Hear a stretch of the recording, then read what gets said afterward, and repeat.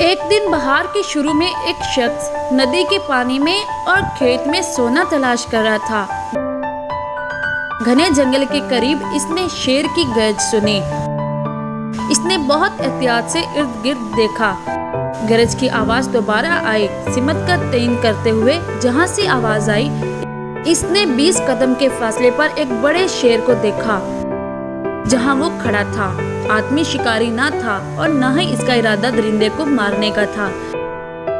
اس نے جنگل میں کافی سال گزارے تھے اور وہ جانتا تھا کہ شیر خونخوار درندہ ہوتا ہے۔ وہ اس خطرناک صورتحال سے نکلنے کے لیے کوشش کر رہا تھا۔ شیر اس کی طرف بڑھا، تب اس نے دھیمی آواز میں کہرانا شروع کیا۔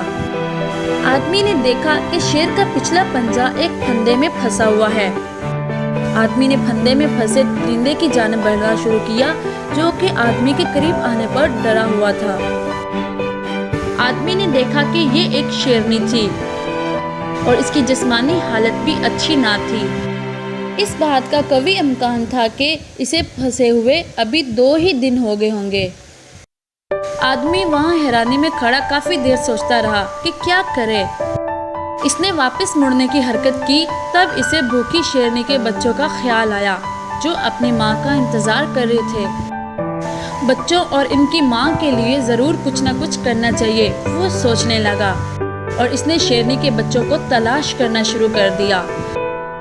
وہ اسے قریبی چٹانوں کی غار میں مل گئے۔ وہ یقیناً بھوکے تھے۔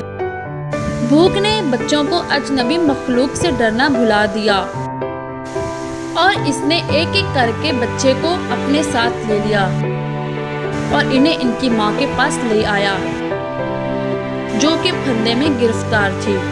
بچے جلدی اپنی ماں کے پاس چلے گئے۔ آدمی ایک محفوظ جگہ پر جا کر کھڑا ہو کر خاندان کے دوبارہ ملاپ کو دیکھتا رہا۔ تھوڑی دیر کے بعد وہ ان کی طرف بڑھنے لگا، لیکن ایک غصے بھرے گرج نے اسے وہیں روک دیا۔ ماں نے اس کو بچوں کے قریب آنے کی اجازت نہ دی۔ آدمی ایک قریبی درخت کے پاس گیا اور اس کے تنے کے ساتھ ٹیک لگا کر بیٹھ گیا۔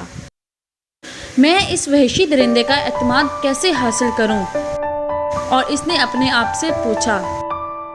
وہ وہاں کافی دیر بیٹھا رہا اور پھنسے ہوئے درندے کی مدد کرنے کا طریقہ سوچتا رہا۔ تب وہ کھڑا ہوا اور تقریباً بھاگتا ہوا اپنے عارضی لکڑی کے بنے ہوئے کمرے میں گیا۔ تھوڑی دیر بعد وہ اپنے ہاتھ میں گوشت کا ٹکڑا لیے واپس آیا اور اس نے گوشت کا ٹکڑا شیرنی کی طرف پھینکا۔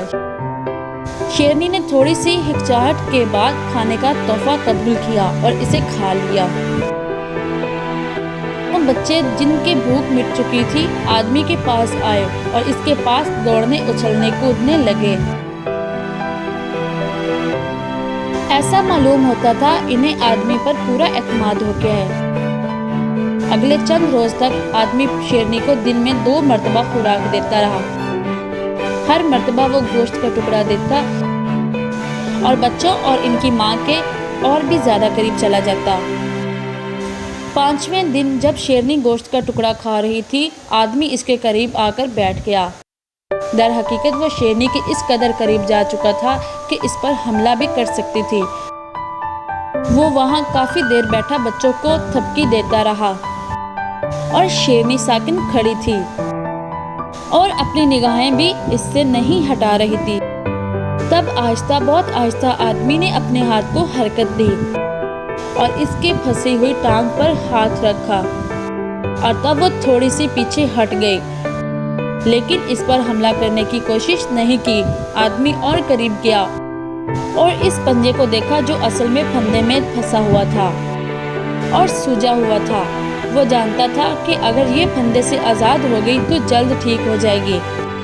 اس نے اپنا ہاتھ پھندے پر رکھ کر اس پر دباؤ ڈالا اور وہ کھل گیا اور شیرنی پھندے سے آزاد ہو گئی۔ وہ اس کے پاس چل کر آئی اور اس کے ہاتھوں کو سونگھا۔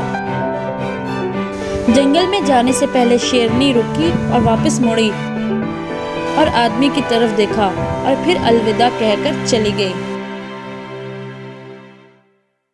تو प्यारे बच्चों, हमारी इस वीडियो को लाइक करें और शेयर करें। अगर ऐसी और वीडियोस देखना चाहते हैं तो हमारे चैनल को सब्सक्राइब करें और बेल आइकन को ज़रूर प्रेस करें ताकि हमारी हर वीडियो की नोटिफिकेशन आपको मिलती रहे।